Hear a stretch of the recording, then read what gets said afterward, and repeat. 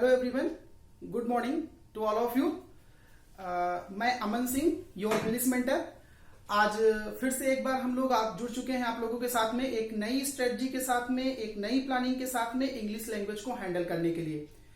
जैसा कि आप लोग देखते हैं कि इंडिया में बहुत सारे कॉम्पिटिटिव एग्जाम्स में इंग्लिश लैंग्वेज जो है वो एक बहुत ही इंपॉर्टेंट और एक अहम हिस्सा है किसी भी कॉम्पिटिटिव एग्जाम्स में। और इंग्लिश लैंग्वेज को लेकर के मोस्ट ऑफ द कैंडिडेट्स के मन में जो एक फोबिया बन गया है कि हम इसे सीख नहीं सकते, ये तो हमारी लैंग्वेज ही नहीं है, हम इसे कैसे हैंडल करेंगे, व्हाटएवर। इन सब सारे कंफ्यूजन को दूर करने के लिए आज हम इस सेशन को लेकर के आपके बीच में आए हैं। इस सेशन में हम इंग्लिश के बेसिक्स पे भी बात करेंगे, उसे कैसे सीखना है उस पर भी बात करेंगे, और उसके एप्लीकेशंस जो most of the competitive exams में पूछे जाते हैं उन पर भी हम बात करेंगे। इंग्लिश को हम आपके लिए बहुत आसान बनाएंगे, जैसा कि आप एकदम इजीली मैथमेटिक्स और रीजनिंग को आसानी से सीखते हैं, वैसे इंग्लिश को भी हम आपके लिए बहुत ही आसान तरीके से लेकर के आए हैं आप लोगों के बीच में। सबसे पहला कंसेप्ट हमें यहाँ पर यह समझना है कि इंग्लिश को लेकर के किसी भी तरीके का हमें फोबिया नहीं बनाना है। इंग्लिश देखिए बिल्कुल भी स्ट्रेस लेकर के पढ़ने वाला सब्जेक्ट नहीं है। आप मैथमेटिक्स और रीजनिंग के जैसे अगर स्ट्रेस लेकर के इंग्लिश को भी सीखने का प्रयास करते हैं तो शायद आप गलत हैं। इंग्लिश बहुत ही सॉफ्ट स्किल लैंग्वेज है, बहुत ही सॉफ्ट स्किल सब्जेक्ट है। इसे जितना ही इजिली और हम कांस्टेंट माइंड से पढ़ाई करें वो हमारे लिए बहुत अच्छा होता है। सबसे पहले इंपॉर्टेंट बात हम यहाँ पे करते हैं, इंग्लिश लैंग्वेज के पूरे इंग्लिश लैंग्वेज के सिलेबस को हमने यहाँ पे 3 पार्ट्स में डिवाइड किया है। सबसे पहला पार्ट आप देख रहे होंगे यहाँ पर, guys you can see, first part जो हमारा है वो कौन सा है, ग्रामर का। ग्रामर, इंग्लिश ग्रामर जो कि कैंडिडेट्स के बीच में एक बहुत ही इंटरेस्टिंग पार्ट है इंग्लिश को लेकर के।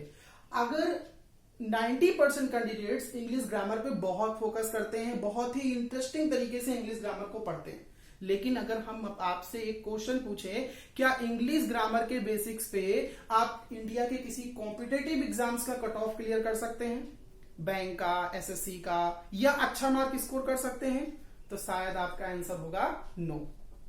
इंग्लिश ग्रामर के माध्यम से हम थोड़े बहुत नंबर तो गेन कर सकते हैं, लेकिन कट ऑफ को क्लियर करने की जब बात आए, एक अच्छा स्कोर करने की जब अगर बात आती है, तो शायद हम इंग्लिश ग्रामर हमारे लिए सफिशिएंट वर्क नहीं होता है। इंग्लिश ग्रामर के साथ साथ देखिए 2 पार्ट यहाँ पर हमने और ऐड किए हैं, एक हमारा वोकेबुलरी का सेक्शन है और एक हमारा रीडिंग स्किल का सेक्शन है। ग्रामर के साथ साथ में वोकेबुलरी और रीडिंग स्किल ये भी बहुत इंपॉर्टेंट रोल अदा करते हैं इंग्लिश लैंग्वेज में। मोस्ट ऑफ द कैंडिडेट्स क्या करते हैं, वोकेबुलरीज को रटने का प्रयास करते हैं।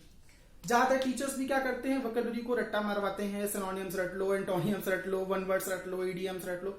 रटने का सॉल्यूशन तो यहाँ इंग्लिश में बिल्कुल है ही नहीं। हम यहाँ पे वोकेबुलरीज में जितने भी वोकेबुलरीज के पार्ट में बहुत सारी चीजें आती हैं, एंटोनियम्स हो गए, सिनोनिम्स हो गए, वन वर्ड्स हो गए, इडियम्स हो गए, ये सारे वोकेबुलरीज के सेक्शन में आते हैं। इन सब को हम एक नए तरीके से इन सब को हम कनेक्ट करेंगे किसके साथ में, रीडिंग स्किल के साथ में।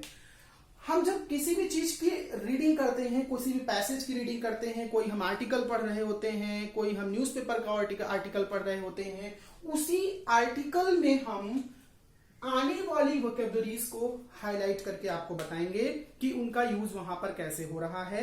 वहां उस पैसेज में, उस रीडिंग पैसेज में जो भी एंटोनियम्स, सिनोनियम्स, वन वर्ड्स, इडियम्स निकल करके आएंगे, वो सब हम आपको हाईलाइट करके यहां पर बताने वाले हैं।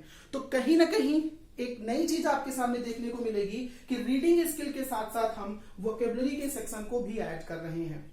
रीडिंग करते करते हम अपनी वोकैब्स भी सीख सकते हैं और यहीं से हम इसको इंटरेस्टिंग बनाएंगे। लेकिन ज्यादातर कैंडिडेट्स को रीडिंग करना बहुत ही बोरियत फील कराता है।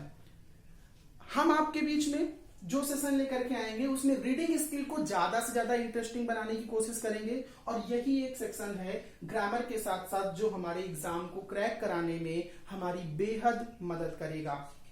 तो गाइस आप देख सकते हैं कि यहाँ पर जो भी चीजें हमने डिस्कस करी, इंग्लिश को लेकर के किसी भी प्रकार का फोबिया आपको नहीं बनाना है। बहुत ही सॉफ्ट स्किल लैंग्वेज है, इजिली एकदम खेल खेल में हम लोग इसको सीखेंगे, और इससे रिलेटेड जो एप्लीकेशंस एग्जाम में आते हैं, एग्जाम ओरिएंटेड क्वेश्चंस की भी हम प्रैक्टिस यहाँ पे करेंगे।